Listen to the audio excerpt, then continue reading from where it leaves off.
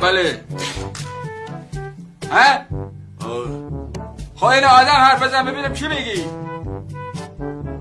ببینی چی میگه زبانش خورزوخان بیدی یا یا حاج آدم خورزوخان ها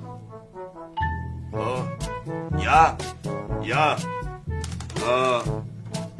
ich heißen nein sich scheißen du barara sich nein sich scheißen du barara ha güle این کی بود؟